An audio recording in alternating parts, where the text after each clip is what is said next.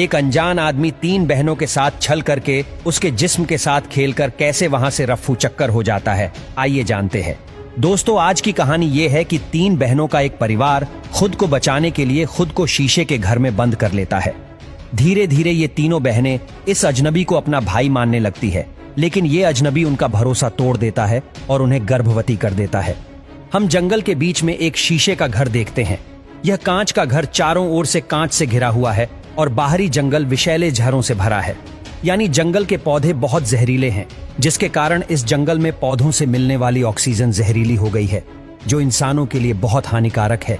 इस जहरीले जंगल से बचने के लिए एक परिवार ने यह कांच का घर बनाया। बी और डेजी नाम की ये 3 बहनें ग्लास हाउस के अंदर रहती है, और अगर ये कभी ग्लास हाउस के बाहर जाती है तो एक खास तरह का मास्क पहनती है। इसके अलावा इस घने जंगल के आसपास कोई इंसानी बस्ती भी नहीं है। इस परिवार की मुखिया उनकी माँ है। यहाँ से यह भी पता चलता है कि उनका लुका नाम का एक भाई था, जो गुस्से में ये घर छोड़कर चला गया था। साथ ही इस परिवार में एक अजीब तरह की रस्म है, जिसे देखकर यह अजनबी काफी डर गया।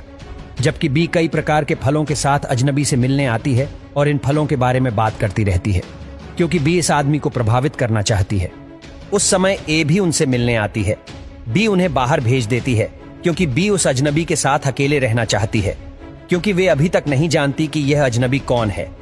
हो सकता है कि वह अभी भी उनके लिए खतरनाक हो, और उनकी मां को अब पूरी तरह से विश्वास हो जाता है कि यह आदमी उनके लिए बिल्कुल भी खतरा नहीं है, जिसके कारण वह इस अजनबी को अपने घर के अंदर खुलेआम घूमने की इजाजत दे देती है। फिर उस रात अजनबी बी के कमरे में जाता है और बी उसे देखता है और उसे लुका कहता है। लेकिन इस स्थिति में वह आदमी कहता है, मैं कभी भी लुका नहीं बन सकता, क्योंकि मैं तुम्हें कभी अपनी बहन के रूप में नहीं सोच सकता। अगले दिन बी अजनबी से ब्रश लाने के लिए कहता है, और जब अजनबी ब्रश ला रहा होता है तो वह इबी को एक मेमोरी बॉक्स पकड़े हुए देखता है और देखता है कि अजनबी बी के साथ शारीरिक संबंध बना रहा है। वो यह देखकर बहुत आश्चर्यचकित हुआ। तभी अजनबी ने इबी को देखा और इबी भाग गई।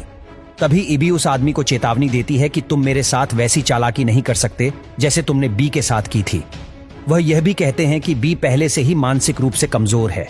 अगर तुम उसे झूठे प्रेम जाल में फंसाओगे तो उसे बहुत नुकसान होगा। ये सुनकर बी कहती है कि तुम्हें हमसे जलन हो रही है, जिसके कारण तुम ऐसा कह रहे हो। उनका झगड़ा देखकर उनकी मां बहुत निराश होती है और बी को बताती है कि आप सबसे उम्र दराज है। मुझे उम्मीद थी कि आप सभी को समझेंगे, लेकिन आपने भावनाओं के लिए सब कुछ गड़बड़ कर दिया।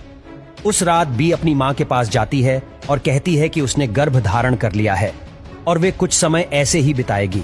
और अजनबी उनकी मां से उसे और काम देने के लिए कहता है, लेकिन मां उसे कोई काम नहीं देती, क्योंकि वह उनके साथ ज्यादा समय तक नहीं रह सकता, क्योंकि यहाँ ऑक्सीजन बहुत कम है। तभी उनकी मां आती है और बी से कहती है कि तुम्हें अजनबी या बच्चे में से किसी एक को चुनना होगा, क्योंकि इस कांच के घर के अंदर उन सभी को जीवित रखने के लिए पर्याप्त ऑक्सीजन नहीं है। ये शब्द सुनकर बी बहुत व्यथित हो जाती है, क्योंकि उसे इस अजनबी से प्यार हो गया है और वह उसे नहीं खो सकती। फिर बाहर जाकर उस अजनबी को सारी बात बताई जो उसकी मां ने कही थी, और कहा कि मैं तुम्हारे बिना नहीं रह सकती। अगर तुम यहां से चले जाओ तो मुझे भी ले जाना। इस अवसर पर ग्रेवी बी के बिस्तर में चला जाता है और उसके साथ यौन संबंध बनाने की कोशिश करता है, क्योंकि पागल ग्रेवी भूल जाता है कि बी उसकी बहन है, और तभी बी उसे रोक देती है। अगले दिन वह अजनबी तीनों बहनों की मां से मिलता है और कहता है कि ग्राफी पागल हो गया है और उसे कांच के घर से बाहर निकाला जाना चाहिए। लेकिन उनकी मां इस अजनबी से ज्यादा ग्राफी पर भरोसा करती है, और इसलिए वह अपने फैसले पर अटल है कि वह ग्राफी को कभी बाहर नहीं भेजेंगी। उसी रात फिर अजनबी उनकी मां से मिलने आया और उनकी मां को पीछे से पकड़ लिया और उनका गला घोंट दिया। फिर वह मां के शव को ग्रेवी के बिस्तर के बगल में छोड़ देता है, ताकि सभी को लगे कि ग्रेवी ने उसकी मां को मार डाला है। अगली सुबह उनकी मां की मृत्यु हो गई और सभी लोग बहुत रोने लगे और उनकी मृत्यु पर शोक मनाने लगे। और अजनबी ने ग्रेवी को रस्सी से बांध दिया और बाहर की खिड़की खोल दी। वह चाहता है कि ग्रेवी अपनी सारी यादें भूल जाएं, क्योंकि अगर कोई बाहरी माहौल में बिना मास्क के रहेगा तो वह धीरे धीरे अपनी सारी यादें भूल जाएगा।